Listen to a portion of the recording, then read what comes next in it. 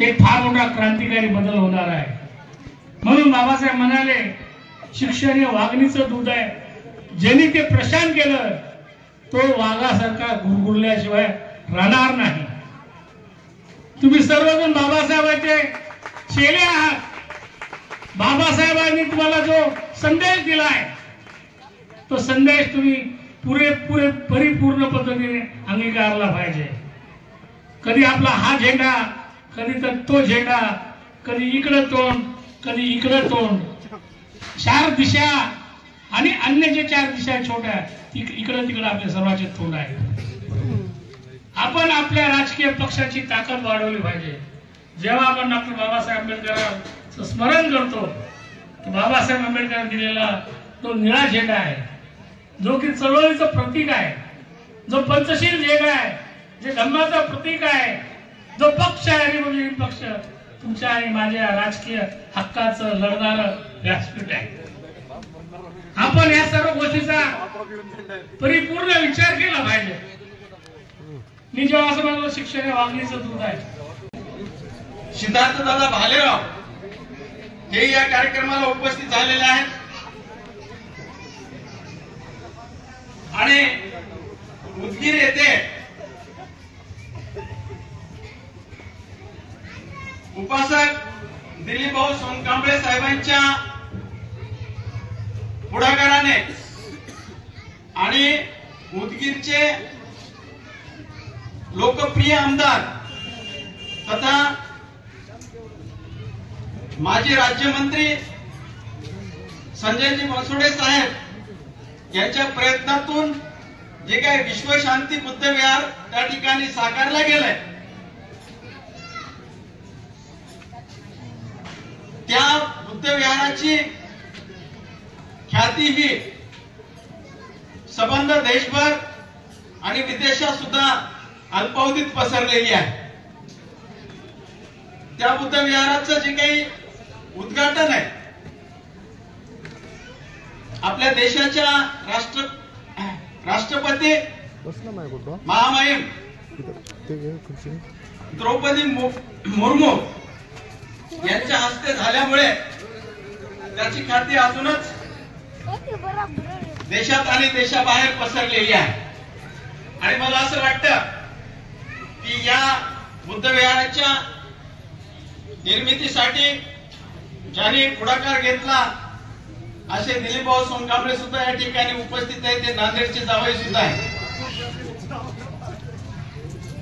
त्याचबरोबर या कार्यक्रमाला ज्याच्या प्रयत्नातून ते बुद्ध विहार साकारलं गेलं ते संजयजी बनसोडे साहेब आमदार आज आवर्जून उपस्थित राहणार होते, परंतु त्यांचा थोड्या वेळापूर्वी निरोप मिळाला की त्यांच्या कुटुंबामध्ये एक दुःखद घटना घडली। त्यांचे मेहुणे यांचं आज सकाळी निधन झालं, त्यामुळे या ठिकाणी त्यांची येण्याची इच्छा असून सुद्धा ते या ठिकाणी उपस्थित राहू शकले नाही, परंतु या कार्यक्रमाला मात्र त्यांनी आवर्जून शुभेच्छा दिलेल्या आहेत। हे आपण लक्षात घेतलं पाहिजे। या कार्यक्रमासाठी स्वामी रामानंद तीर्थ मराठवाडा विद्यापीठाचे माजी परीक्षा संचालक तथा सध्याचे उपकुलसचिव माननीय डॉक्टर रवियन सरोदे सर हे सुद्धा या ठिकाणी उपस्थित झालेले आहेत। त्याचबरोबर याच गावचे आणि आपल्याला सर्वांना अभिमान वाटावा असे प्राध्यापक डॉक्टर शुभानंद हटकर सर, जे की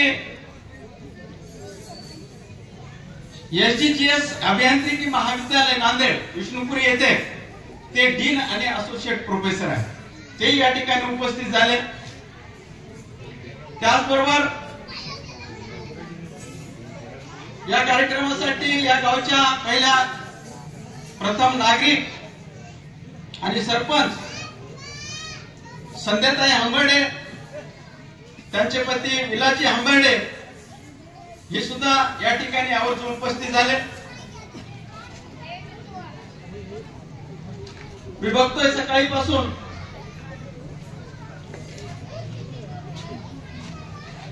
जवळपास आता मला असं वाटतं की 3.5 ते 4 तास होत असतील. सकाळीपासून आपण या कार्यक्रमासाठी जी मिरवणुकीपासून सुरुवात केली त्या मिरवणुकीला सुद्धा मी उपस्थित होतो. जो आपल्याचा उत्साह सकाळीचा होता तोच उत्साह कुठेही कमी झालेला आतापर्यंत दिसून येत नाही. तोच उत्साह कायम दिसून येतो. मी जास्तीचं बोलणार नाही. अध्यक्ष समारोप होणार आहे आणि तुम्ही इतक्या वेळापासून तुम्ही थांबलेला आहात. आता आम्ही प्राध्यापक असल्यामुळे आम्हाला बोलण्याची सवय, बरं जशी बोलण्याची सवय तशीच विद्यार्थ्याची मानसिकता ती ऐकण्याची आहे की नाही ही जाणून घेण्याची सुद्धा आम्हाला सवय आहे. मला खात्री आहे की मी तुम्हाला तुमचा जास्तीचा वेळ न घेता जास्त वेटीस धरू इच्छित नाही. अत्यंत थोडक्यामध्ये मी माझा समारोप करणार आहे. वास्तविक पाहता अखिल भारतीय साहित्य संमेलनाचे माजी अध्यक्ष श्रीपाद सबनीस यांचा एक कार्यक्रम आणि आंबेडकरी चळवळीतील संविधानाच्या साठी रात्रंदिवस त्याचा प्रसार प्रचार करणारे पीपल्स कॉलेज येथील मराठीचे विभाग प्रमुख अनंतराव सरांच्या सेवापूर्तीचा कार्यक्रमानिमित्त आज बरगतचा कार्यक्रम त्या ठिकाणी आहे आणि त्या संयोजन समितीतला मी एक प्रमुख संयोजक सुद्धा आहे तिथे. परंतु इथे जे काही संयोजन समितीतली मंडळी आहे, विशाल हटकर असतील, प्रशांतजी कांबळे असतील, हे जेव्हा आले आणि त्यांनी सांगितलं की तुमचा कार्यक्रम असला तरी तुम्ही आमच्याकडे सुद्धा उपस्थित दर्शवणं फार आवश्यक आहे आणि म्हणून मला असं वाटलं होतं की 12:30-1 वाजेपर्यंत मी या ठिकाणी थांबावं आणि तिकडच्या कार्यक्रमाला जावं. मी सांगतो याच्यासाठी की मी अधिकचा तुमचा वेळ घेणार नाही. मला तिकडे सुद्धा जायचं आणि म्हणून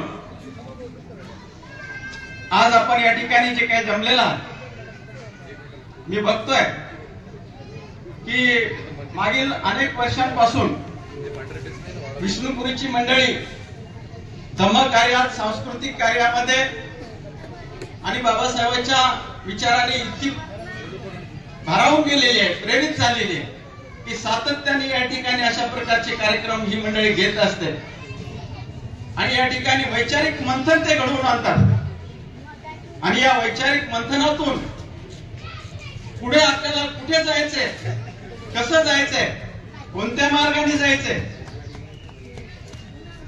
या मार्गाची निश्चिती या कार्यक्रमातून ते करत असतात आणि दिवसेंदिवस या कार्यक्रमाचा जो स्तर आहे त्याची जी उंची आहे ही वाढवत राहतात. आज आपण या ठिकाणी बाबासाहेब आंबेडकरांच्या प्रतिरूपाची पुतळ्याची स्थापना या ठिकाणी केली आणि मागील 3 महिन्यांपासून बुद्ध आणि त्यांचा धम्म या ग्रंथाचं वाचन केलं. या ग्रंथामध्ये वेगवेगळ्या 10 पारमिता सांगितलेल्या आहेत आणि त्याच्यामध्ये एक महत्वपूर्ण जी पारमिता आहे जी ज्याला आपण दान पारमिता म्हणतो त्याला एक अनन्य साधारण असं महत्व धम्मामध्ये आहे आणि मला असं वाटतं की त्याच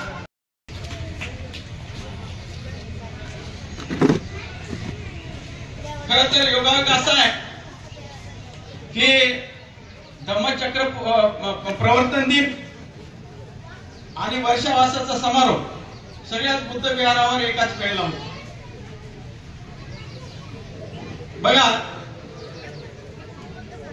की डॉक्टर बाबासाहेब आंबेडकर लिखित हे जे काही ग्रंथ आहे हा नुसतं ग्रंथ नाही, हे पुस्तक नाही, तर ही एक जीवन मार्ग ज्याला म्हणतो आपण, दैनंदिन जीवनामध्ये आपण एकमेकाशी कसं वागलं पाहिजे, कुणाशी भांडण न होता, खटके न उडता आपला जो गाडा आहे हा कसा व्यवस्थित चालला पाहिजे, याची जी शिकवण आहे ती यातून आपल्याला मिळत असते. बाबासाहेब आंबेडकरांनी 1956 ला जी धम्मदीक्षा दिली, ही अत्यंत विचारपूर्वक आपल्याला ती धम्मदीक्षा दिली. बाबासाहेब जेव्हा हिंदू धर्मातील अनिष्ट प्रथा, रूढी, परंपरा, भेदाभेद, वर्णभेद, बघा काल परवाच देशाच्या सर्वोच्च न्यायालयाचे सरन्यायाधीश गवई साहेबांनी, भूषण गवई साहेबांनी जे वक्तव्य केलं, हे वक्तव्य केवळ भूषण गवई साहेबच करतात असं नाही. सगळेच न्यायाधीश कुठल्या निर्णयाकडे जात असताना संदर्भ देत असतात, टिप्पणी करत असतात. एक साधी टिप्पणी होती, ती टिप्पणी कुणाच्या भावना दुखावण्याची नव्हती, ती टिप्पणी ही चिकित्सक होती, चिकित्सा करणारी होती. आणि म्हणून जोपर्यंत आपण कुठल्याही गोष्टीची चिकित्सा करत नाही तोपर्यंत चला